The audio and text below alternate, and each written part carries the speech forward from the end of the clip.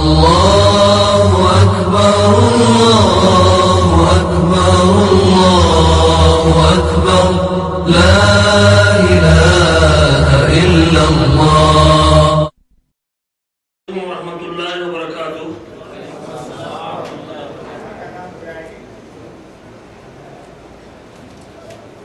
إن الحمد لله نحمده ونستعينه ونستغفره ونعوذ بالله من شرور أنفسنا ومن سيئات أعمالنا من يهده الله فلا مضل له ومن يضلل فلا هادي له وأشهد أن لا إله إلا الله وحده لا شريك له وأشهد أن محمدا عبده ورسوله. اللهم صل على محمد وعلى آل محمد كما صليت على إبراهيم وعلى آل إبراهيم إنك حميد مجيد. اللهم بارك على محمد وعلى آل محمد كما باركت على إبراهيم وعلى آل إبراهيم إنك حميد مجيد. رب اشرح لي صدري ويسر لي أمري واحلل عقدة من لساني يفقه قولي. اللهم انفعنا بما علمتنا وعلمنا ما ينفعنا وزدنا علما ينفعنا. اللهم أرنا الحق حقا وارزقنا اتباعه وأرنا الباطل باطلا وارزقنا اجتنابه. أما بعد فأعوذ بالله من الشيطان الرجيم. إن عدة الشهور عند الله 12 شهرا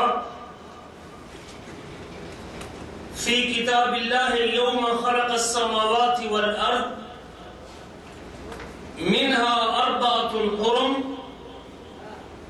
ذلك الدين القيم فلا تظلموا فيهن أنفسكم وقاتلوا المشركين كافة كما يقاتلونكم كافة واعلموا أن الله مع المتقين. گرامی قدر بھائیوں اور لائق احترام بزرگوں،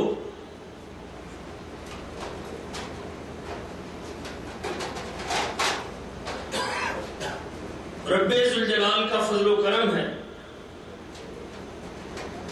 کہ اس مالک الملک نے مجھے اور آپ کو مسلم گھرانے میں پیدا کیا ہے. ماں کی گود سے اسلام کی نعمت کو میری جھولی میں ڈالا ہے.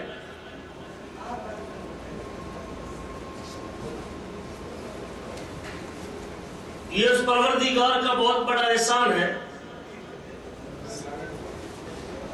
کہ دنیا میں آتے وقت سب سے پہلی صدا جو میرے کان میں گونجی وہ یہ تھی کہ اشہد اللہ الہ الا اللہ، کہ میں اس بات کی گواہی دیتا ہوں کہ اس اللہ کے علاوہ کوئی بندگی کے لائق نہیں ہے.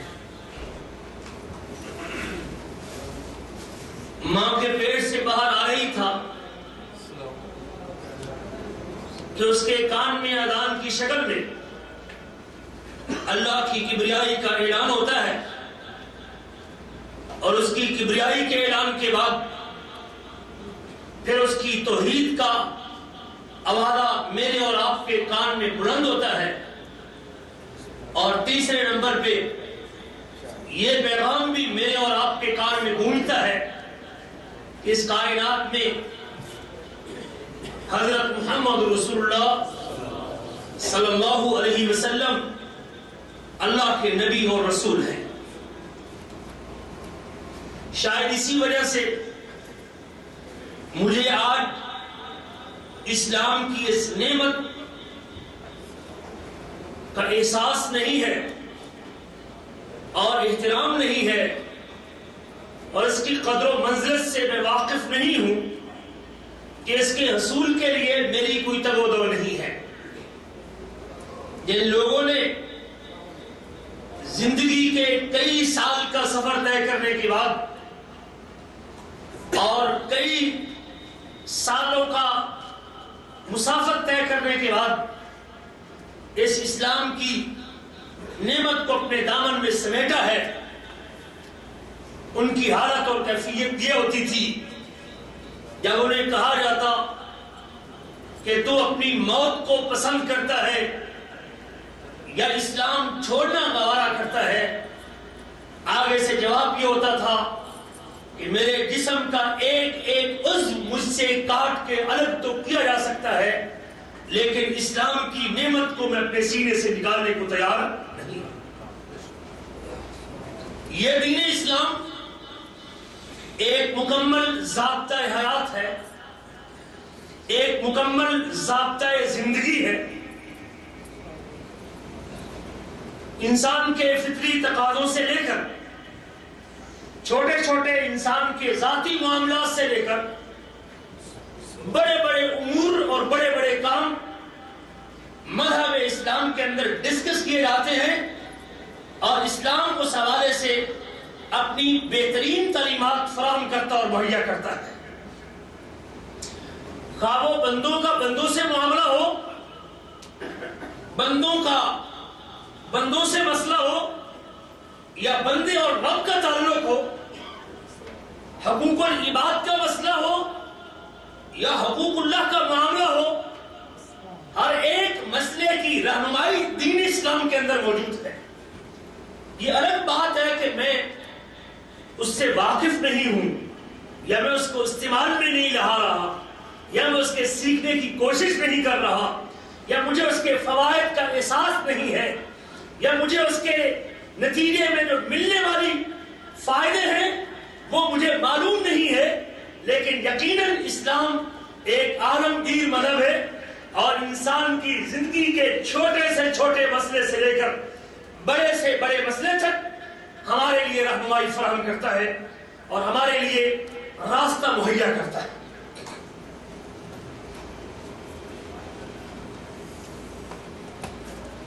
کائنات کی یہ ساری چیزیں دنیا میں موجود تمام چیزیں اللہ کی بنائی ہوئی ہیں، خواہ وہ اتنا بڑا وسیع آسمان ہو یا اتنی بڑی کھلی زمین ہو یا آسمان پہ چمٹا ہوا سورج ہو یا آسمان سے جڑا ہوا چاند ہو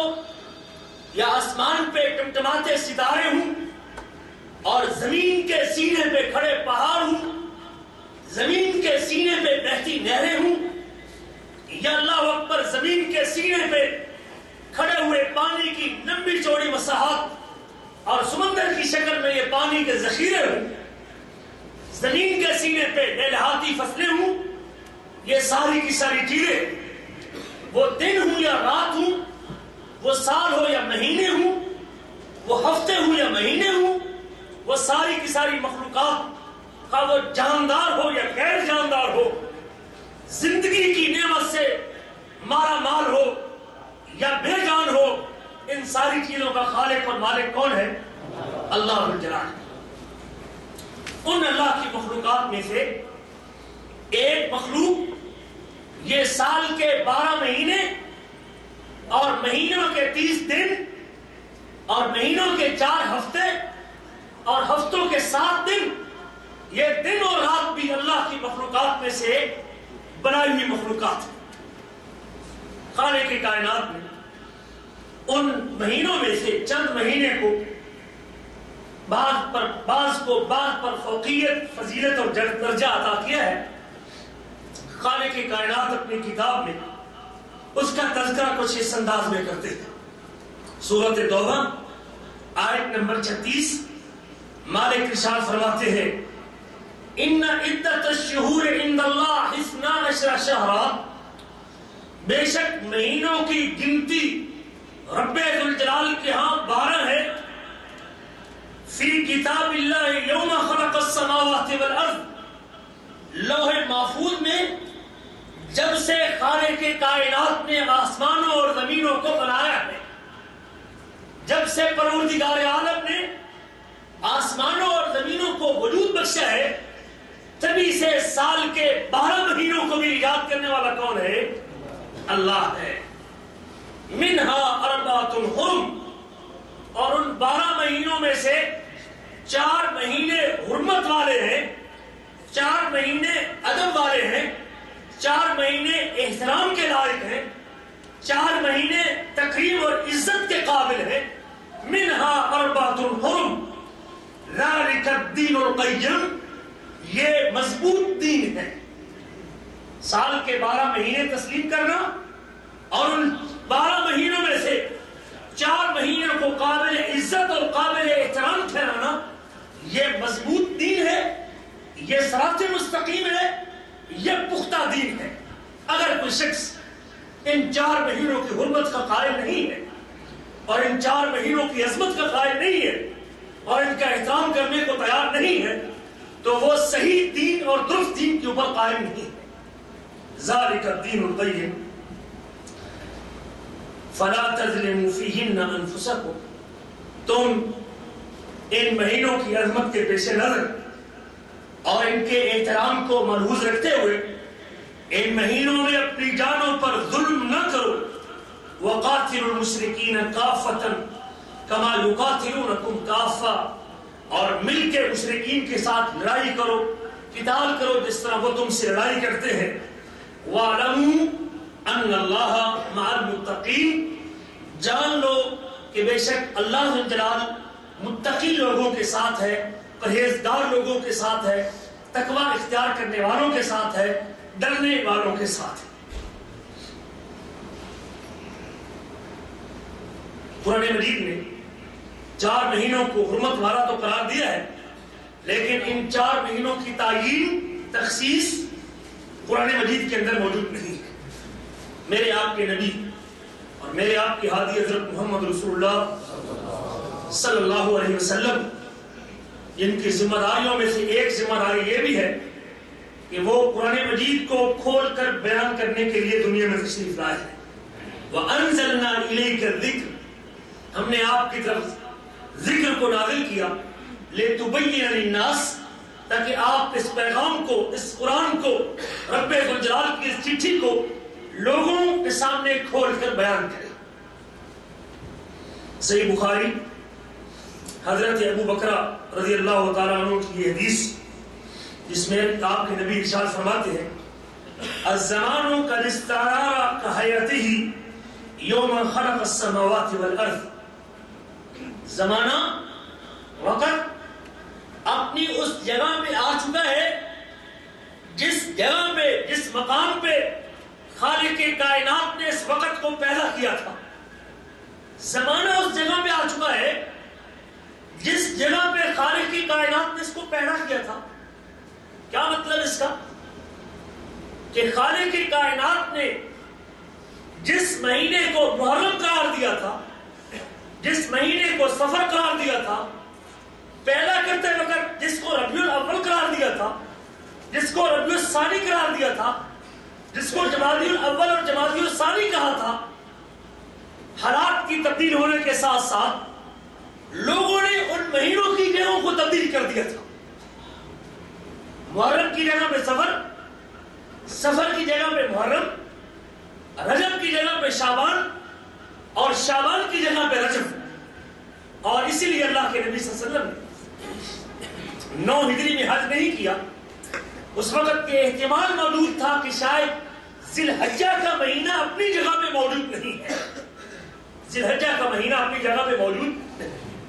لوگوں نے اس کو تبدیل کر دیا مرضی سے، 12 مہینوں کی جو اصل مقام تھے اور اصل جگہ تھی اس کو تبدیل کر کے رکھ دیا تھا. اور آخری سال جب اللہ کے نبی حج کرنے کے لیے تشریف لے گئے،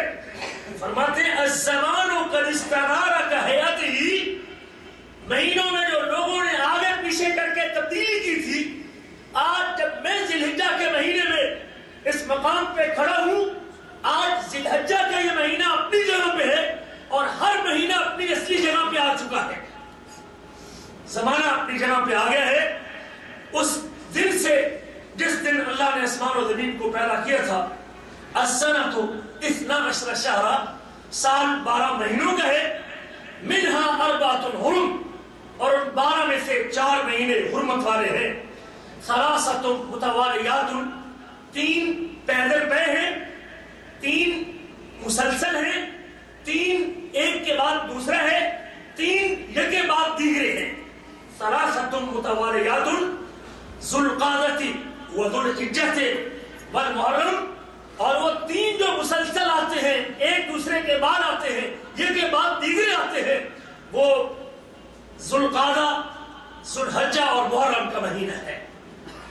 وَرَجَبُ مُضَرَ الَّذِي بَيْنَ جُمَادَى وَشَعْبَانَ، اور چوتھا حرمت والا مہینہ وہ مضر قبیلے کا رجب ہے جو کہ شعبان اور جمادی الثانی کے درمیان میں آتا ہے۔ اور آج جس مہینے کی 4 تاریخ ہے، ابھی میں اور آپ جس مہینے میں اپنی زندگی کے دن گزار رہے ہیں، یہ وہ رجب کا مہینہ ہے، اور یہ وہ چوتھا مہینہ ہے جس کو خالق کائنات نے اپنی کتاب میں آسمان و زمین کی پیدائش کے دن سے حرمت والا، عظمت والا، احترام والا مقرر کیا ہے، اور میرے آپ کے نبی نے اس کی تعیین اپنی حدیث کے اندر کی۔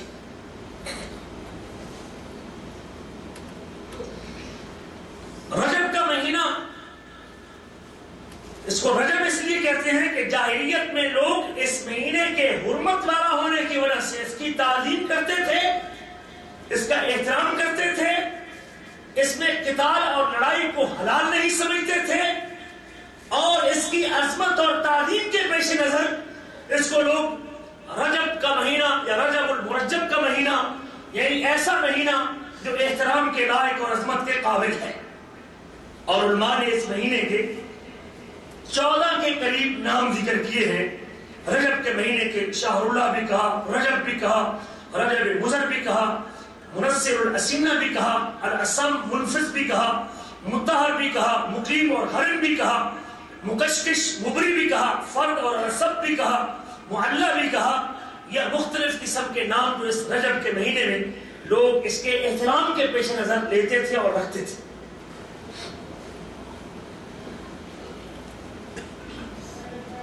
حرمت والا مہینہ ہونے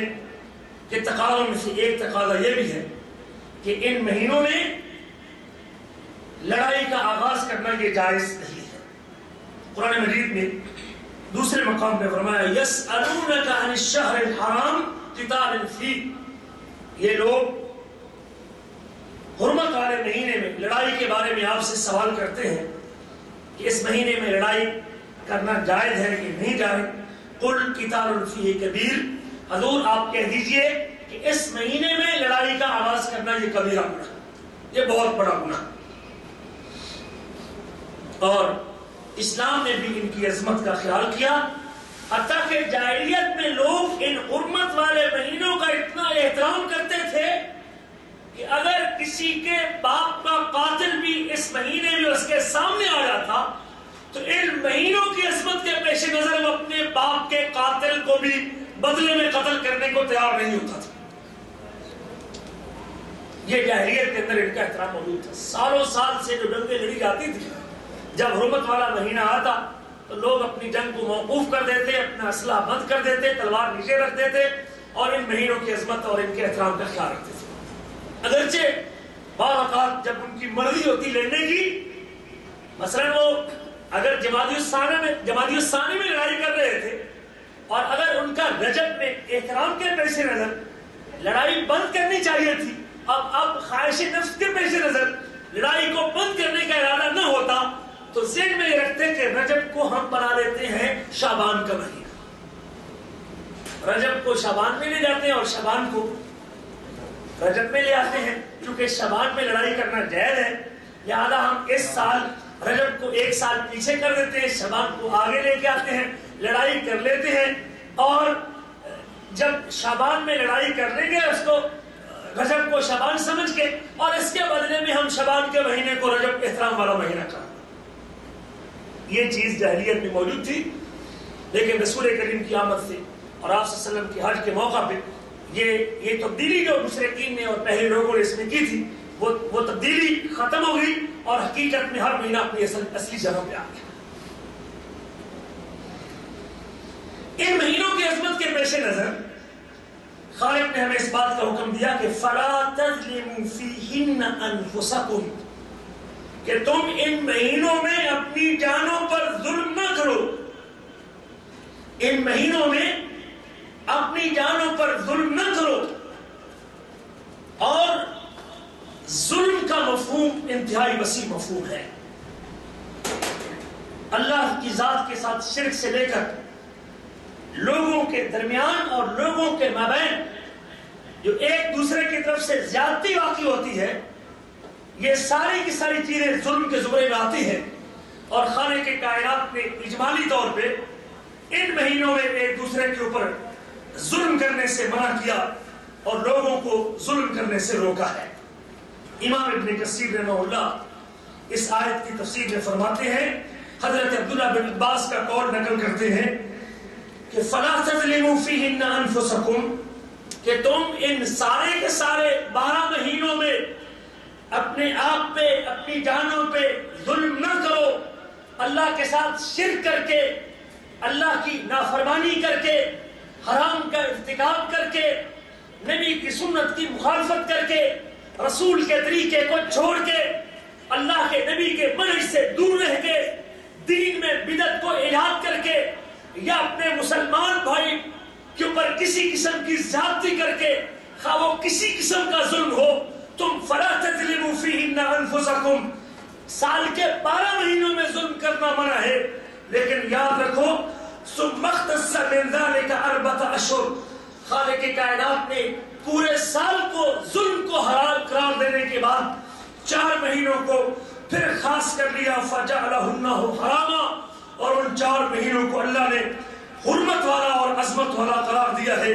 وَعَزَّمَ حُرُمَاتِهِنَّ، اور ان کی حرمات کی اللہ نے تعظیم کی ہے، وَجَعَلَ الذَّنبَ فِيهِنَّ عَالَمًا،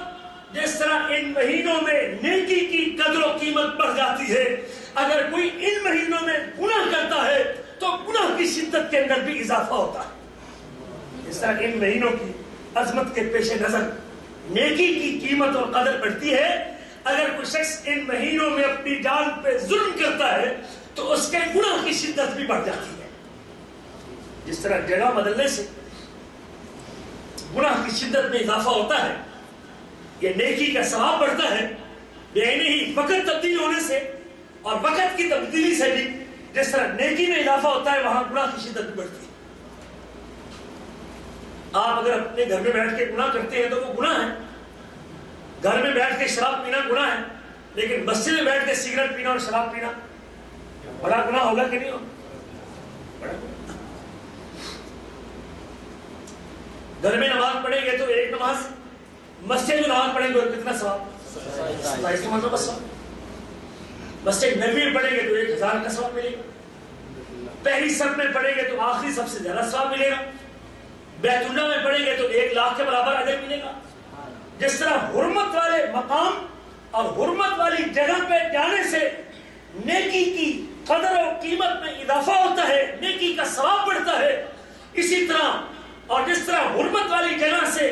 پہ جانے سے نیکی بڑھتی ہے، وہاں گناہ کی شدت میں اضافہ ہوتا ہے۔ بعینہ ہی حرمت والے مہینے میں جس طرح نیکی کا ثواب بڑھتا ہے، وہاں گناہ کی شدت میں بھی اضافہ ہوتا ہے۔ اللہ نے امام قتادہ فرماتے ہیں فَلَا تَظْلِمُوا فِيهِنَّ أَنفُسَكُمْ کی تصویر میں إِنَّ الظُّلْمَ فِي الْأَشْهُرِ الْحُرُمِ أَعْظَمُ خَطِيَّةً وَوِزْرًا، حرمت والے مہینوں میں ظلم کرنا یہ سال کے باقی 8 مہینوں کے مقابلے میں گناہ میں بہت بڑا بھی ہے اور بوجھ کے اعتبار سے سب سے زیادہ بھی ہے، اس کا بوجھ بھی بڑھ جاتا ہے اور گناہ کی شدت میں بھی اضافہ ہوتا ہے۔ باقی مہینوں کی نسبت اگرچہ ظلم کرنا ہر حال میں منع ہے، لیکن ان 4 مہینوں میں ظلم کی شدت میں اضافہ ہوتا ہے۔ خالق کی کائنات اللہ کی مرضی ہے کہ وہ اپنی مخلوق میں سے جس کو عظمت والا قرار دے دے اور جس کو قابل تعظیم بنا دے اور جس کو قابل عزت بنا دے۔ اللہ تعالیٰ نے نبیوں میں سے حضرت محمد رسول اللہ صلی اللہ علیہ وسلم کو، خالق کی کائنات نے ملائکہ میں سے حضرت جبریل علیہ السلام کو، اور اپنی کلام میں سے قرآن مجید کو، اور زمینوں میں سے مسجدوں کو، اور مہینوں میں سے رمضان کو، اور مہینوں میں سے 4 حرمت والے مہینوں کو اللہ نے عظمت والا قرار دیا ہے۔ جس طرح راتوں میں سے لیلۃ القدر کو، اور دنوں میں سے جمعہ کے دن کو، اور سال کے 12 مہینوں کے مقابلے میں اللہ نے اسی طرح 4 مہینوں کو عظمت والا اور حرمت والا قرار دیا۔ یہ اللہ کی مرضی ہے کہ وہ اپنی مخلوق میں سے جسے چاہے حرمت والا قرار دے دے۔ رجب کے مہینے میں جاہلیت میں بھی لوگ اس مہینے میں کچھ ایسے کام کرتے تھے کہ جس کو اسلام نے قبول نہیں کیا اور اسلام نے جن کی نفی کی ہے۔ ان میں سے ایک کام کا تذکرہ میرے آپ کے نبی نے صحیح بخاری کی حدیث میں فرمایا ہے۔ حضرت ابو ہریرہ اس حدیث کی راوی ہے۔ فرمایا اللہ کے نبی صلی اللہ علیہ وسلم نے فرمایا لا فرع ولا عتیرۃ، میں جو اسلام لے کے آیا ہوں، میں جو پیغام لے کے آیا ہوں، میں جس دین کی دعوت دیتا ہوں، اس دین میں فرع نام کی بھی کوئی چیز نہیں اور عتیرہ نام کی بھی کوئی چیز نہیں ہے۔ اب وہ فرع کیا ہے جس کی اللہ کے نبی نے بالکل 2 ٹوک الفاظ میں نفی کی ہے؟ فرمایا اول النتاج کانوا یذبحون لتواغیتہم، یہ صحیح بخاری کے الفاظ ہیں۔ وہ پہلا بچہ جو جاہلیت میں لوگ اپنے بتوں اور طاغوتوں کے نام پہ ذبح کرتے تھے اور اس کے نام کے چڑھاوے کے طور پہ، اس کی عظمت چڑھاوے کے طور پہ چڑھاتے تھے۔ والعتیرۃ فی رجب، اور عتیرہ بھی رجب کے مہینے میں وہ جانور جو لوگ رجب کی تعظیم میں ذبح کرتے تھے وہ عتیرہ ہے، اور جو اپنے جانوروں کا پہلا بچہ لوگ ذبح کرتے تھے اپنے بتوں کے نام پہ وہ فرع ہے۔ فرمایا یہ فرع اور عتیرہ جس کو جاہلیت میں لوگ غیر اللہ کے نام پہ ذبح کرتے ہیں، میں جو اسلام لے کے آیا ہوں، ان دونوں قسم کے جانوروں کا اسلام سے کوئی تعلق نہیں ہے۔ لا فرع ولا عتیرہ۔ اور عتیرہ کی وضاحت میں یہ چیز بھی موجود ہے کہ وہ لوگ منت مانتے تھے کہ اگر ہماری یہ اونٹنی یہ 100 ہو گئی، بکری 100 ہو گئی، یا 100 سے 200 ہو گئی، یا 200 سے 300 ہو گئی، تو ہم اس کے بعد رجب کے مہینے میں جانور بتوں کے نام پہ قربان کریں گے۔ یہ جاہلیت کے اندر تصور موجود تھا، لیکن اسلام نے 2 ٹوک الفاظ میں اس کی نفی کی، اور نبی معظم نے فرمایا یہ جو تم بتوں کے نام پہ اللہ کے دیے ہوئے مال کو قربان کرتے ہو، میرے اس مذہب اسلام میں اس چیز کی اجازت نہیں ہے، اسلام میں یہ چیز ممنوع ہے، میں اس کی نفی کرتا ہوں۔ فرع اور عتیرہ جو رجب میں تم رجب کی تعظیم کے طور پہ غیر اللہ کے نام پہ جانور چڑھاتے ہو اور اس کے نام کا چڑھاوا دیتے ہو، اس کا اسلام سے کوئی تعلق نہیں ہے۔ اور اللہ کے نبی نے صرف روکا ہی نہیں بلکہ قرآن مجید نے اس کے حرام ہونے کی صراحت کچھ اس انداز میں بھی کی۔ سورۃ المائدہ آیت نمبر 3 اللہ فرماتے ہیں حرمت علیکم المیتۃ والدم، تمہارے اوپر مردار حرام قرار دیا گیا، خون حرام قرار دیا گیا، خنزیر کا گوشت حرام قرار دیا گیا، وما اہل لغیر اللہ بہ، اور ہر وہ چیز جس پر اللہ کے علاوہ کسی اور کا نام پکارا گیا، جس پر اللہ کے علاوہ کسی اور کا نام لیا گیا، جس طرح مردار حرام ہے، جس طرح بہتا ہوا خون حرام ہے، جس طرح خنزیر کا گوشت حرام ہے، بعینہ ہی اسی طرح ہر وہ چیز جس پر اللہ کے علاوہ کسی اور کا نام لیا گیا ہے، کسی اور کی تعظیم اور کسی اور کی محبت اور کسی اور کی عصمت کے پیش نظر جس پر اللہ کے علاوہ کسی اور کا نام لیا گیا ہے، وہ بھی اسی طرح حرام ہے جس طرح خنزیر کا گوشت حرام ہے۔ سورۃ مائدہ آیت نمبر 3 دو مقام پہ اللہ نے یہی پیغام ذکر کیا. حرمت علیکم المیتۃ والدم ولحم الخنزیر وما اہل لغیر اللہ بہ والمنخنقۃ گلا گھونٹ کے مرنے والی والموقوذۃ چوٹ لگ کے مرنے والی والمتردیۃ گر کے مرنے والی والنتیحۃ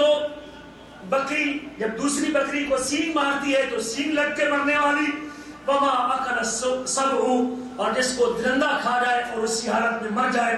یہ سارے کے سارے جانور تم پر حرام کیے گئے ہیں الا ما ذکیتم مگر وہ جانور جس کو درندے نے چیر پھاڑ تو کیا ہو لیکن اس کے مرنے سے پہلے تم نے ذبح کر لیا ہو تو وہ تمہارے لیے حلال ہے. وما ذبح علی النصب اور جو آستانوں پہ ذبح کیا جائے بتوں کے رکھنے کی جگہ پہ ذبح کیا جائے جس جگہ پہ لوگ بتوں کو رکھتے تھے ان جگہوں پہ جس کو ذبح کیا جائے وہ بھی حرام ہے. وَأَن تَسْتَقْسِمُوا بِالْأَزْلَامِ اور جو تیروں کے ساتھ تیروں اور پانسے کے تیروں کے ساتھ جس کے ساتھ قسمت معلوم کی جاتی ہے وہ بھی تمہارے لیے حرام ہے. ذالکم فسق یہ سارے کے سارے فسق کے کام ہیں نافرمانی کے کام ہیں. خالق کی کائنات نے جہاں ان حرام کردہ چیزوں کا ذکر کیا ہے ان میں سے ایک چیز وہ بھی ہے جس پر اللہ کے علاوہ کسی اور کا نام لیا گیا. غیر اللہ کی مخلوق میں سے کسی ایک کی خوشنودی کے حصول کے لیے کوئی جانور کوئی پرندہ حیوان کوئی زندہ کوئی مردہ کسی قسم کا جانور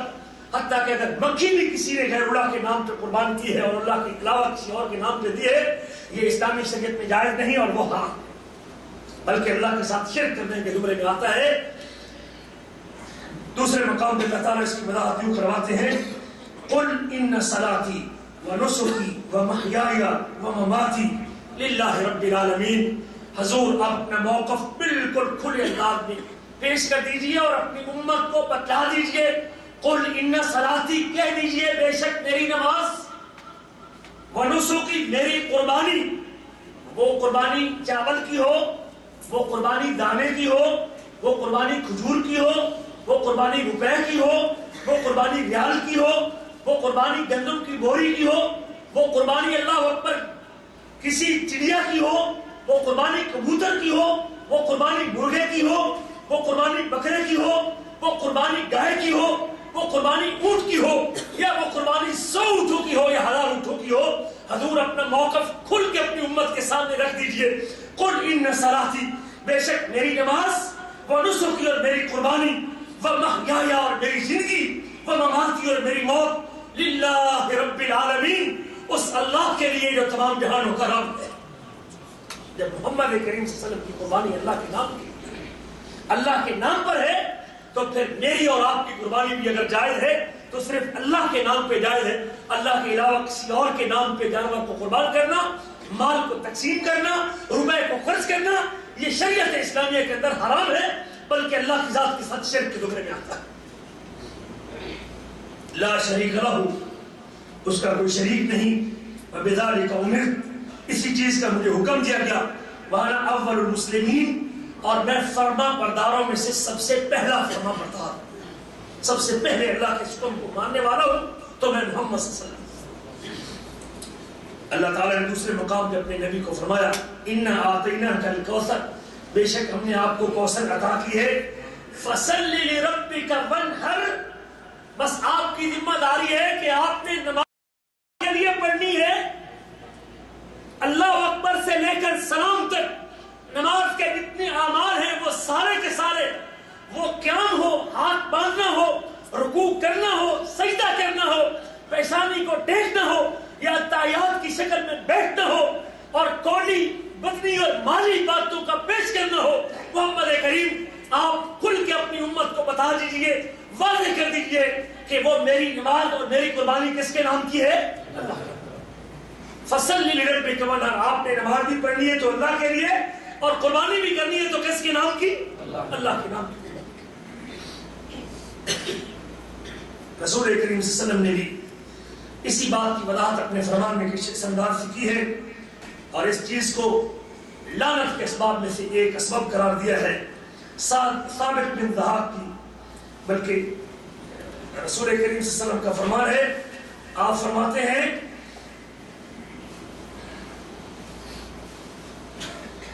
علی بن ابی طالب کی یہ روایت کہ اللہ کے نبی کے پاس ایک آدمی آیا اور وہ آ کے کہنے لگا، بلکہ حضرت علی بن ابی طالب کے پاس ایک آدمی آیا اور حضرت علی بن ابی طالب سے آ کے کہنے لگا کہ رسول کریم صلی اللہ علیہ وسلم نے آپ کو کچھ چیزیں خفیہ طور پہ عطا کی تھی جو کسی دوسرے بندے کے پاس نہیں تھی. خفیہ معاملات اور خفیہ علم اللہ نے کچھ آپ کو عطا کیا ہے جو کسی اور کو اللہ کے نبی نے نہیں بتایا. فغضب، حضرت علی بن ابی طالب کو اس کی اس بات پہ غصہ آیا کہ رسول کریم نے دین اسلام جس طرح باقی لوگوں کو بتلایا ہے مجھے بھی اسی طرح بتلایا ہے، مجھے کوئی خفیہ چیزیں اللہ کے نبی نے عطا نہیں کی. سوائے اس بات کے جو میں سمجھتا ہوں کہ شاید مجھے اس کا علم ہے، شاید کسی اور کو اس کا پتہ نہ ہو، اور وہ 4 باتیں ہیں جو اللہ کے نبی نے مجھے سکھائی ہیں. تو وہ شخص کہنے لگا کہ اے امیر المومنین وہ 4 باتیں کون سی ہیں؟ فرمایا لعن اللہ من لعن والدیہ. صحیح مسلم کے لیے ہے، اللہ لعنت کرتا ہے اس بندے پہ جو اپنے والدین کے اوپر لعنت کرتا ہے. لعن اللہ من ذبح لغیر اللہ، اللہ لعنت کرتا ہے اس بندے پہ جو اللہ کے علاوہ کسی اور کے نام پہ ذبح کرتا ہے. لعن اللہ من آوى محدثا، اور اللہ لعنت کرتا ہے اس آدمی پہ جو کسی بدعتی کو اپنے پاس جگہ دیتا ہے. وَلَعْنَ اللَّهُ مَنْ غَيَّرَ مَنَارَ الْأَرْضِ، اور اللہ لعنت کرتا ہے اس آدمی پہ جو زمین کی حدوں کو تبدیل کرتا ہے، اپنی زمین کی حد دوسرے ساتھی کی طرف بڑھاتا ہے اور اپنی زمین میں اضافہ کرتا ہے اور زمین کی حدوں اور راستوں کو آگے بڑھاتا ہے. وہ شخص اللہ تعالیٰ کے ہاں ملعون ہے. اور ان 4 ملعونوں میں سے ایک ملعون اور لعنتی شخص وہ بھی ہے جو اللہ کے دیے ہوئے مال کو، رب جلال کی ادا کردہ نعمت کو وہ اللہ کے علاوہ کسی اور کی خوشنودی کے لیے ذبح کرتا ہے یا خرچ کرتا ہے. وہ شخص بھی اللہ کی لعنت کے مستحقین میں سے ایک مستحق ہے. رسول کریم صلی اللہ علیہ وسلم نے بھی غیر اللہ کے نام پہ جانور ذبح کرنے کو، غیر اللہ کے نام پہ جانور قربان کرنے کو خالق کائنات کی لعنت کے نازل ہونے کے کاموں میں سے ایک کام قرار دیتا ہے. بلکہ اگر کوئی شخص کسی ایسی جگہ پہ جہاں بتوں کے نام پہ ذبح کیا جاتا ہو، غیر اللہ کے نام پر ذبح کیا جاتا ہو، اگر اس مقام پہ جا کے اللہ کے نام پہ بھی ذبح کرتا ہے، دین اسلام میں اس جگہ پہ اللہ کے نام پر ذبح کرنے سے بھی شریعت نے روک دیا. ثابت بن ضحاک کی روایت، یہ ایک شخص نے نبی معظم کے زمانے میں نظر مانی کہ وہ اپنا اونٹ بوانا جگہ پہ ذبح کرے گا. بوانا ایک جگہ تھی، ایک مقام تھا، وہاں اس نے نظر مانی کہ میں اپنا اونٹ وہاں اس مقام پہ جا کے ذبح کروں گا. وہ نبی معظم کے پاس آیا اور کہنے لگا انی نذرت ان انحر ابلا ببوانا، میں نے نظر مانی تھی کہ میں اپنا اونٹ بوانا مقام پہ ذبح کروں گا. اللہ کے نبی اس کا سوال سننے کے بعد فرماتے ہیں هل كان فيها وزن من اوزان الجاہلیت یعبد، جس بوانا مقام پہ تو اونٹ کو ذبح کرنے کی نظر مان چکا ہے، میرا پہلا سوال یہ ہے کہ کیا وہاں جاہلیت کے بتوں میں سے کوئی ایسا بت موجود تو نہیں تھا جس کی اللہ کے علاوہ پوجا کی جاتی ہو اور عبادت کی جاتی ہو؟ رسول کریم کے سوال کرنے کا مقصد یہ تھا کہ اگر اس جگہ پہ غیر اللہ کے نام پہ جانور پہلے ذبح کیے جاتے تھے اور آج بے شک تو نے اللہ کے نام پہ ذبح کرنا ہے، لیکن جس مقام پہ غیر اللہ کے نام پہ جانور ذبح کیا جاتا ہے، میں محمد کی شریعت میں اس مقام پہ اللہ کے نام پر بھی جانور ذبح کرنا جائز. اور پھر دوسرا سوال کیا قالوا لا، وہ شخص کہنے لگا نہیں اللہ کے نبی وہاں غیر اللہ کے نام پہ جانور ذبح نہیں ہوتے تھے. پھر آپ نے فرمایا هل كان فيها عيد من اعياد الجاہلیت، کیا وہاں جاہلیت کی عیدوں میں سے کوئی عید تو نہیں ہوتی تھی؟ جاہلیت کے میلوں میں سے کوئی میلہ تو نہیں لگتا تھا؟ جاہلیت کے جشن میں سے کوئی جشن تو نہیں منایا جاتا تھا؟ وہ شخص کہنے لگا نہیں. تو اللہ کے نبی نے فرمایا اوفی بنذرک، اگر وہاں ایسی صورتحال نہیں ہے، کوئی جاہلیت کا میلہ اور جلسہ اور جاہلیت کا جشن بھی وہاں نہیں منایا جاتا تھا اور وہاں کسی بت کی پوجا بھی نہیں کی جاتی تھی، پھر تو وہاں اپنی نظر کو پورا کر لے. اور اللہ کی معصیت میں نظر کو پورا کرنا جائز نہیں ہے، اور جس چیز کا ابن آدم مالک نہیں اس کو بھی پورا کرنا جائز نہیں ہے. تو رسول کریم صلی اللہ علیہ وسلم نے اس حدیث میں مجھے اور آپ کو متنبہ کیا ہے کہ اگر کسی جگہ پہ غیر اللہ کے نام پہ بکرے کاٹے جاتے ہیں اور دیگیں پکائی جاتی ہیں اور میں اور آپ وہاں جا کے اللہ کے نام پہ بھی تقسیم کرنا چاہتے ہیں تو اسلامی شریعت میں اس کی اجازت نہیں ہے.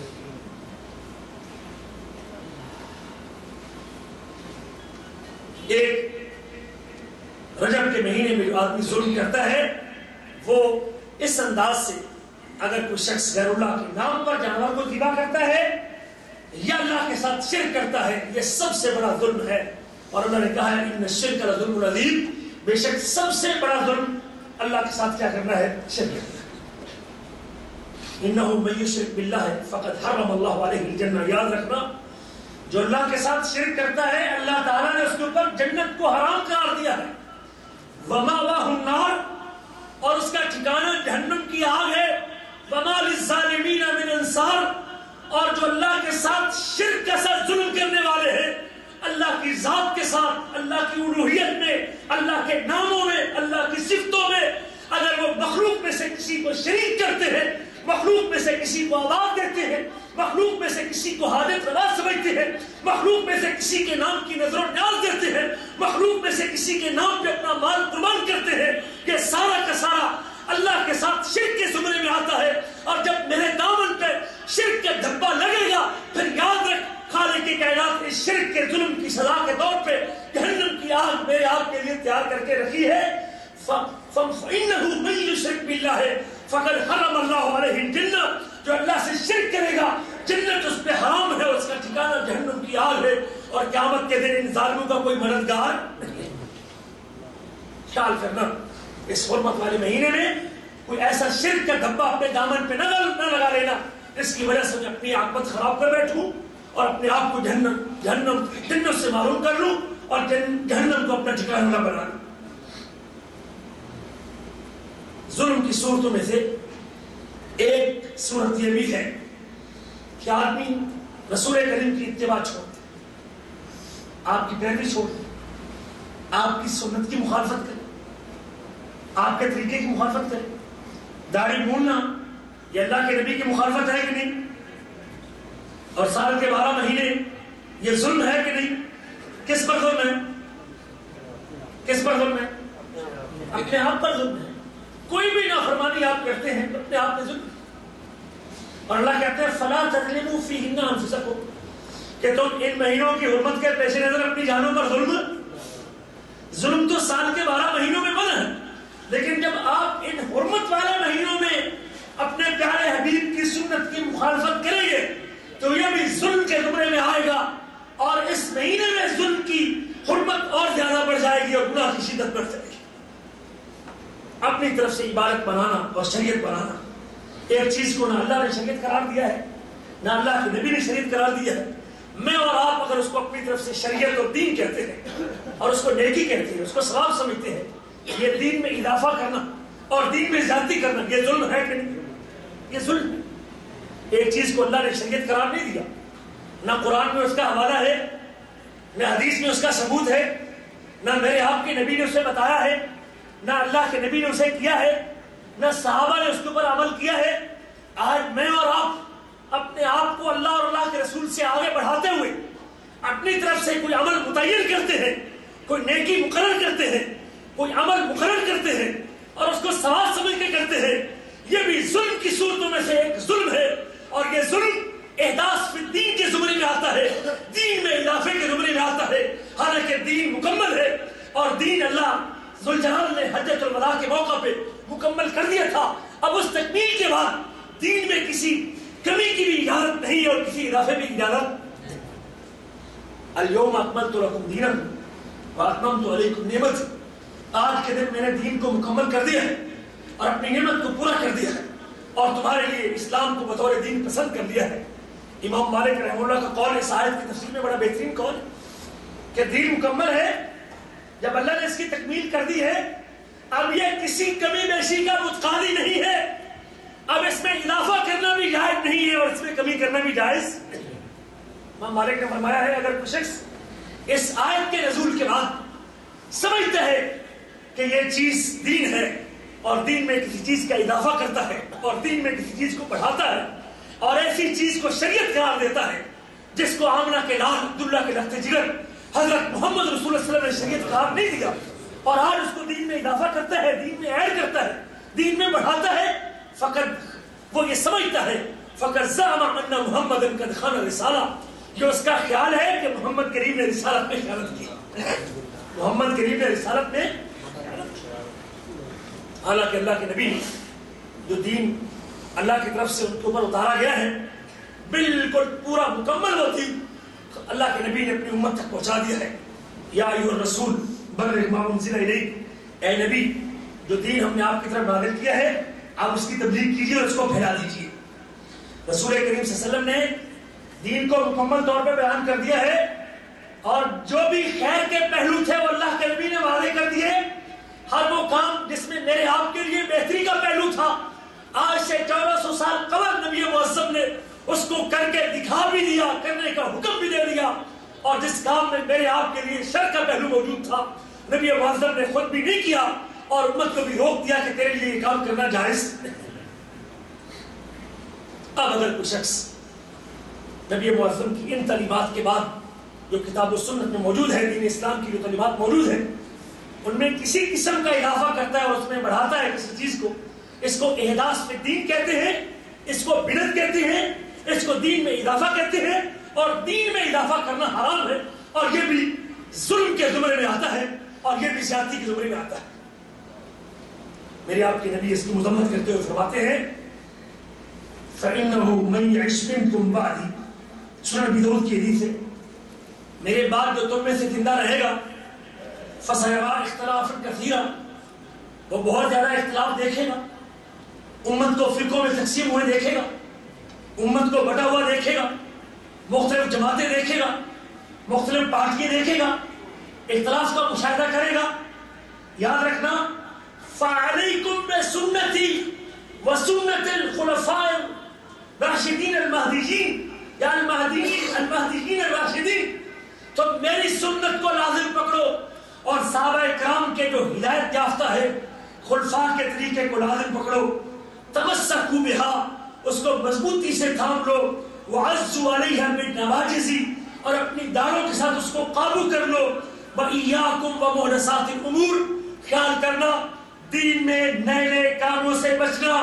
فإن کل محدثۃ بدعۃ، اور ہر نیا کام بدعت ہے، وکل بدعۃ ضلالہ، اور ہر بدعت گمراہی ہے، اور ایک روایت کے لفظ ہے کہ ہر گمراہی جہنم کی آگ کی طرف لے جانے والی۔ دین میں اضافہ کرنا، دین میں بڑھوتری کرنا، دین میں کسی چیز کی زیادتی کرنا، یہ شریعت اسلامیہ میں حرام ہے، اور نبی معظم نے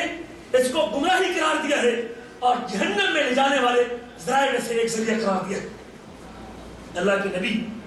اس بدعت کی مذمت میں ہر خطبہ جمعہ کے روز ارشاد فرمایا کرتے تھے، صحیح مسلم کی حدیث ہے، اما بعد فإن خیر الحدیث کتاب اللہ، سب سے بہتر بات اللہ کی کتاب ہے اور سب سے بہترین راستہ محمد کریم کا راستہ ہے، اور سب سے گندا کام دین میں نئے نئے کام کرنا ہے، وَكُلُّ بِدْعَةٍ ضَلَالَةٍ، اور ہر نیا کام گمراہی ہے، ہر بدعت گمراہی ہے۔ اور ایک روایت کے الفاظ صحیح بخاری کے، اس کو میری آپ کی ماں امی عائشہ روایت کرتی ہے، من احدث فی امرنا ھذا ما لیس منہ فہو رد، جو ہمارے دین میں کسی نئی چیز کا اضافہ کرتا ہے، جو دین میں کسی چیز کو بڑھاتا ہے، دین میں کسی چیز کی زیادتی کرتا ہے، وہ مردود ہے۔ اور ایک روایت کے الفاظ جو کہ صحیح مسلم میں ہے، من عمل عملا لیس علیہ امرنا، جس نے ایسا عمل کیا جس عمل پہ ہمارا حکم نہیں ہے، جس عمل پہ ہماری تصدیق نہیں ہے، جس عمل پہ ہماری سنت شاہد نہیں ہے، جس عمل پہ ہمارا طریقہ گواہ نہیں ہے، جو عمل ہم نے سکھایا نہیں ہے، جو عمل ہم نے بتایا نہیں ہے، جس عمل کی ہم نے تعلیم نہیں دی ہے، من عمل عملا لیس علیہ امرنا فہو رد، وہ عمل، وہ نیکی، بے شک وہ کتنی بڑی کیوں نہ ہو، وہ کتنی مشکل کیوں نہ ہو، وہ کتنی مشکل کیوں نہ ہو، وہ مردود ہے۔ بے شک پوری رات کھڑے ہو کے تم نے عبادت کی ہے، لیکن اس عمل پہ اور اس عبادت پہ حبیب کائنات کی مہر موجود نہیں ہے، وہ مردود ہے، اللہ کے ہاں اس کی کوئی قدر و قیمت۔ عمل تھوڑا ہو، سنت کے مطابق ہو، رسول کریم کے بتائے ہوئے اصولوں کے موافق ہو، نبی معظم کے طریقے کے مطابق ہو، وہ اللہ کے ہاں قابل قبول ہے، وہ اللہ کے ہاں قابل قبول ہے۔ میں ایک مثال دیتا ہوں، اپنی بات کو آگے بڑھاتا ہوں۔ بیت اللہ میں ایک نماز 1,00,000 نماز کے برابر اجر رکھتی ہے۔ بیت اللہ میں ایک نماز 1,00,000 نماز کے برابر اجر رکھتی ہے۔ اور ایک شخص اگر 8 تاریخ حج کرنے گیا ہے اور مکہ سے حج کا احرام باندھ کے اس نے مینا میں جانا ہے، اور 8 تاریخ کو ظہر کی نماز اللہ کے نبی نے مینا کے میدان میں پڑھی ہے، ایک شخص یہ سوچتا ہے زندگی کا پتہ نہیں ہے دوبارہ مکے آنے کا موقع ملے یا نہ ملے، مینا میں تو نماز ظہر کی نماز ایک نماز ہوگی اور جماعت سے پڑھوں گا تو 27 نمازوں کے برابر اجر ملے گا۔ چلو میں آج 8 تاریخ کی ظہر کی نماز مکہ میں پڑھتا ہوں، اور مکہ میں رسول کریم کا ارشاد بھی ہے کہ مکہ میں ایک نماز 1,00,000 کے برابر اجر رکھتی ہے۔ کیا اس کی نیت کے مطابق اس کو 1,00,000 کی نماز کا اجر ملے؟ کیا اس کا مینا میں سنت کے مطابق رسول کریم کے طریقے میں چلتے ہوئے، نبی معظم کے طریقے کو اختیار کرتے ہوئے اس کا مینا میں باجماعت نماز پڑھنا افضل ہوگا یا بیت اللہ میں باجماعت نماز پڑھنا افضل ہوگا؟ مینا میں۔ عمل بے شک تھوڑا ہے، عمل بے شک تھوڑا ہے بیت اللہ کے مقابلے میں، لیکن چونکہ سنت کے مطابق ہے، رسول کریم کے طریقے کے مطابق ہے، حبیب کبریا کی بتائے ہوئے اصول کے مطابق ہے،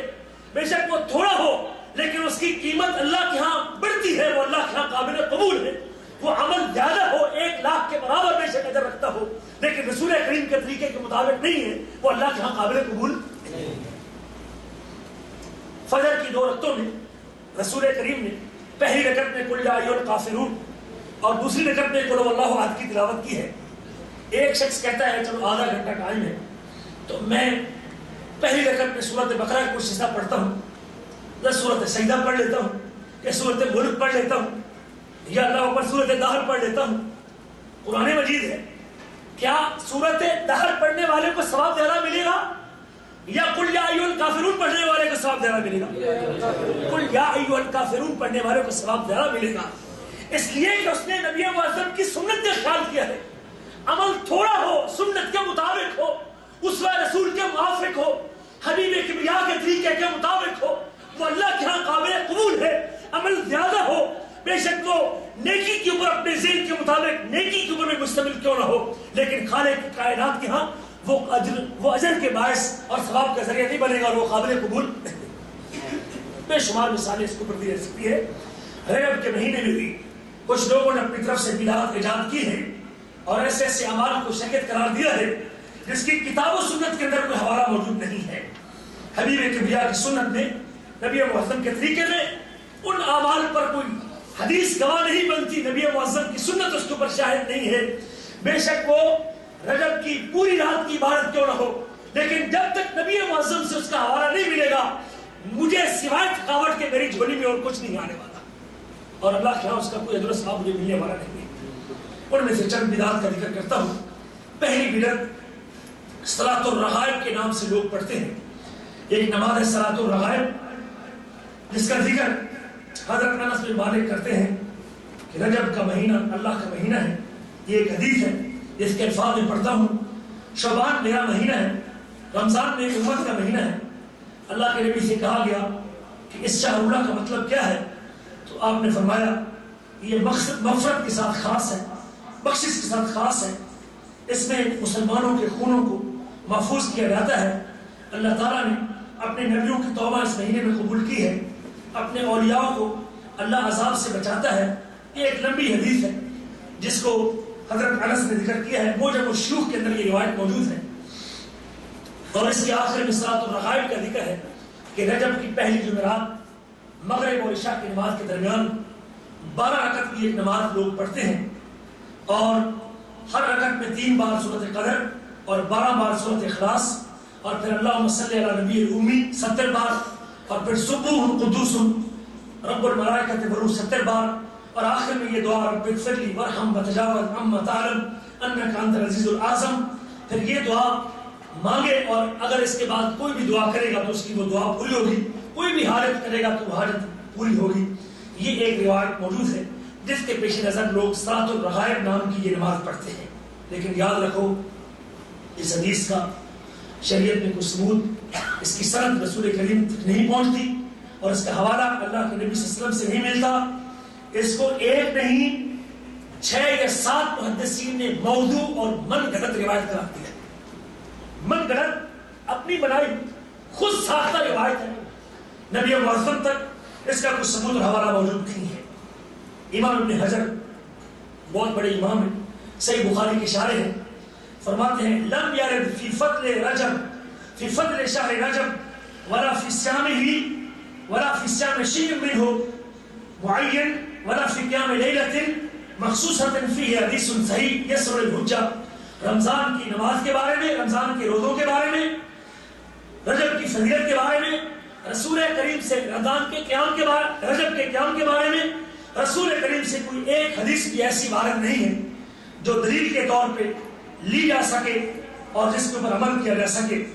اور اس سے میرے سے پہلے بھی کئی محدثین نے اس کو ضعیف قرار دیا ہے۔ اور ابن جوزی بہت بڑے امام ہیں، انہوں نے موضوعات حدیثوں کے اوپر مشتمل من گھڑت روایتوں میں مشتمل ایک کتاب لکھی ہے، تو اس حدیث کو بھی اس میں ذکر کیا ہے۔ علامہ ذابی نے بھی اس روایت کے ذکر کرنے کے بعد فرمایا ہے کہ اس روایت کو بیان کرنے والے شخص ابھی تک دنیا میں پیدا بھی نہیں ہوئے، کہ لوگوں نے بیان کی ہے، ہمیں ان لوگوں کو کوئی سلسلہ نسب ملا نہیں ہے، مجہول قسم کے لوگ جن کا کوئی جاننے والا نہیں اور جن کا کوئی اتا پتہ نہیں، ان لوگوں نے اس کو بیان کیا ہے۔ اور امام ابن رجب اسی روایت کے بارے میں کہتے ہیں صلاۃ الرغائب کی ساری روایتیں جھوٹی اور باطل اور غیر صحیح ہے، جمہور علماء کے نزدیک یہ بدعت ہے، اور 4 صدی کے بعد اس قسم کی روایتیں ظاہر ہوئی ہیں۔ 400 سال تک اس قسم کی روایات کا اور اس قسم کی نماز کا کوئی تصور موجود نہیں۔ ان رجب کی بدعات میں سے اسی کے حوالے سے دوسرے محدثین نے بھی فرمایا ہے، امام نووی فرماتے ہیں کہ صلاۃ الرغائب کے نام سے جو 12 رکعت کی نماز لوگ پڑھتے ہیں، اس نماز کے بارے میں جتنی روایات موجود ہیں وہ ساری کی ساری باطل ہیں، نہ قابل قبول ہیں، اور کوئی ایک روایت کی پایا ثبوت نہیں پہنچتی۔ امام شوکانی ہیں، علامہ عبدالحی لکھنوی بہت بڑے حنفی عالم ہیں ہندو پاک کے، ہندوستان صغیر کے، فرماتے ہیں ان حدیث صلاۃ الرغائب موضوع باتفاق اکثر محدثین، صلاۃ الرغائب کے نام سے جو حدیث موجود ہے وہ من گھڑت ہے، خود ساختہ ہے،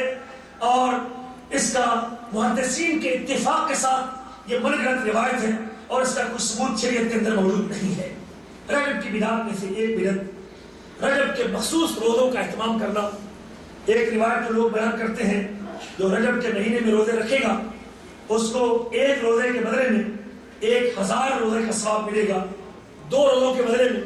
2000 روزوں کا ثواب ملے گا، 3 روزوں کے بدلے میں 3000 روزوں کا ثواب ملے گا۔ لیکن امام ابن حجر فرماتے ہیں لم یرد فی فضل شہر رجب ولا فی صیامہ ولا فی صیام شیء منہ، رجب کے مہینوں کے روزے کے بارے میں رسول کریم سے کوئی ایک صحیح حدیث بھی ثابت نہیں ہے، اور فرماتے ہیں رجب کی فضیلت میں، اس کے روزوں کی فضیلت میں جتنی روایات بھی موجود ہیں یا وہ ضعیف، ناقابل قبول، اس کی سند کمزور، اور یا پھر وہ موضوع اور من گھڑت روایت ہے، کوئی بھی صحیح حدیث اس سلسلے میں وارد نہیں ہے۔ تو رجب کے مہینے میں روزے کا اہتمام کرنا بھی رسول کریم صلی اللہ علیہ وسلم سے ثابت نہیں ہے، اور اگر کوئی شخص آج اس کو نیکی سمجھ کے، ثواب سمجھ کے اس نماز کا اہتمام کرتا ہے یا اس مہینے میں روزے کا اہتمام کرتا ہے کہ 1000 دنوں کے روزوں کا ثواب ملے گا، تو وہ دین میں اضافہ کرے گا جس کا شریعت میں کوئی ثبوت موجود نہیں ہے۔ اسی طرح رجب کی بدعات میں سے ایک بدعت یہ بھی ہے 27ویں رجب کو لوگ معراج کی رات کہتے ہیں۔ اس سلسلے میں اگرچہ سیرت نگاروں کا اختلاف ہے، 10 قول ابن حجر رحمہ اللہ نے ذکر کیے ہیں، اور سب سے صحیح ترین قول کہ نبی معظم کی ہجرت سے 1 سال پہلے نبی معظم کو ربیع الاول کے مہینے میں معراج ہوئی. اگرچہ اس میں بھی اختلاف موجود ہے، لیکن اکثریت محدثین کی اسی قول کو ترجیح دیتی ہے کہ اللہ کے نبی کا معراج ربیع الاول کے مہینے میں ہجرت کے 1 سال پہلے ہے. 27 رجب کے حوالے سے جو بات موجود ہے اس کا کوئی ثبوت شریعت کے اندر موجود نہیں ہے. ایک نہیں، بے شمار ائمہ نے اس بات کو ذکر کیا ہے. اور 27ویں رجب کی رات کو یا اس کے دن کو محفل کرنا، جشن منانا اور اللہ اکبر مجلس قائم کرنا اور اس قسم کی بدعات اور حلوے پکانا، عبادت کے اوپر لوگوں کو جمع کرنا، محفل ذکر کرنا، اس کا کوئی ثبوت بھی شریعت کے اندر موجود نہیں ہے اور رسول کریم صلی اللہ علیہ وسلم سے ثابت نہیں ہے. رجب کی بدعات میں سے ایک بدعت رجب کے مہینے میں عمرے کا اہتمام کرنا. اگر کوئی شخص خاص طور پہ رجب کے مہینے میں عمرے کا اہتمام کرتا ہے اور اس کو فضیلت والا عمرہ قرار دیتا ہے باقی مہینوں کے مقابلے میں، تو اللہ کے نبی کی سنت میں رجب کے مہینے میں معین اور مخصوص طور پہ رجب کے مہینے میں عمرہ کرنے کی کوئی ایک حدیث بھی وارد نہیں ہے. ہاں، رمضان کے مہینے میں عمرہ کرنا حج کے برابر اجر رکھتا ہے کہ اللہ کے نبی نے فرمایا ہے. لیکن رجب کے مہینے میں کوئی شخص اس لیے عمرہ کرتا ہے کہ رسول کریم نے عمرہ کیا ہے، یا رجب کے مہینے کا عمرہ سب سے افضل عمرہ ہے، یا فضیلت والا عمرہ ہے، اس کی تعلیم شریعت کے اندر موجود نہیں ہے. کسی ایک صحیح حدیث کے اندر بھی رجب کے مہینے میں عمرہ کرنا ثابت نہیں. رسول کریم نے کل 4 عمرے کیے ہیں اور آپ کے چاروں عمرے، 3 عمرے ذی القعدہ کے مہینے میں تھے اور ایک عمرہ آپ نے حج میں کیا، اپنے آخری حج کے ساتھ کیا، وہ ذی الحجہ کے اندر کیا. 3 عمرے ذی القعدہ کے مہینے میں کیے اور ایک عمرہ آپ نے اپنے حج کے ساتھ ذی الحجہ کے مہینے میں کیا. رجب کی بدعت میں سے ایک بدعت یہ بھی ہے کہ رجب کی 22 تاریخ کو لوگ کوڑے بھرتے ہیں. جعفر صادق، امام جعفر صادق کے نام اور ان کی ولادت کی خوشی میں کہ جو شخص اس 22 رجب کو کوڑے دے گا اور میرے نام کی نعت دے گا اور میرے ذریعے سے اپنی حاجت مانگے گا، اس کی ضرورت پوری ہوگی، اور اگر پوری نہ ہوگی تو قیامت کے دن میرا دامن ہوگا اور اس کا ہاتھ ہوگا. لکڑ ہارے کی ایک کہانی اور لمبی داستان لوگ بیان کرتے ہیں، لیکن شریعت میں اس کا کوئی ثبوت موجود نہیں ہے. جعفر صادق، نبی معظم، صحابہ و تابعین، کسی ایک سے بھی رسول کریم صلی اللہ علیہ وسلم کی سنت میں، قرآن مجید میں اس 22 تاریخ کے فنکشن کا اور اس قسم کے کوڑوں کا کوئی حوالہ موجود نہیں ہے. بلکہ ظلم کی انتہا یہ ہے، یہی 22 تاریخ ایک عظیم صحابی، جرنیل صحابی، 20 سال تک اسلامی حکومت کا جھنڈا لہرانے والے صحابی اور خلیفہ وقت، 20 سال تک اسلامی سلطنت کے سربراہ صحابی، نبی معظم کے برادر نسبتی حضرت امیر معاویہ رضی اللہ تعالیٰ عنہ کی وفات کا دن ہے. شیعہ حضرات اپنے گندے عقیدے کا اظہار کرتے ہوئے، صحابہ کی دشمنی کا مظاہرہ کرتے ہوئے اور صحابہ سے عداوت کا اظہار کرتے ہوئے 22 تاریخ کو جعفر صادق رحمہ اللہ کی پیدائش کے نام سے یہ عید مناتے ہیں اور صحابی کی وفات کی خوشی مناتے ہیں. اور سنی مسلمان بھی ان کی نادانستگی میں نہ جانتے ہوئے اور اپنے سنی مذہب سے ناواقفیت رکھتے ہوئے اس بدعت میں شریک ہوتے ہیں اور اپنے عظیم صحابی کی وفات کے موقع پہ یہ عید مناتے ہیں. اگر میں کسی حوالے سے اس قسم کی محفل میں شریک ہوں کہ میرے گھر میں کوئی ایسا فنکشن ہو رہا ہے، مجھے اپنے گھر والوں کو متنبہ کرنا چاہیے اور ان کو روکنا چاہیے کہ وہ اس قسم کی عید میں شریک نہ ہوں. اور اگر 22 رجب کو کوئی شخص آپ کو مٹھائی کا تحفہ پیش کرتا ہے تو وہ بدعقیدہ شخص، وہ رافضی اور شیعہ ہے اور وہ اس عظیم صحابی کی وفات کی خوشی منا رہا ہے. اور مجھے صحابی کی وفات کی خوشی میں شریک نہیں ہونا چاہیے، بلکہ اس کے منہ کے اوپر مارنا چاہیے اور اس کی نفی کرنی چاہیے. اللہ سے دعا ہے کہ اللہ مجھے اور آپ کو رجب کے اس مہینے میں نبی معظم کی سنت کے مطابق زندگی گزارنے کی توفیق نصیب فرمائے، نیکی کرنے کی توفیق نصیب فرمائے، سنت کے مطابق زندگی گزارنے کی توفیق نصیب فرمائے اور ان بدعات سے بچنے کی توفیق نصیب فرمائے. اس کا شریعت کے اندر کوئی ثبوت موجود نہیں ہے. اللہ مجھے اور آپ کو عمل کرنے کی توفیق نصیب فرمائے.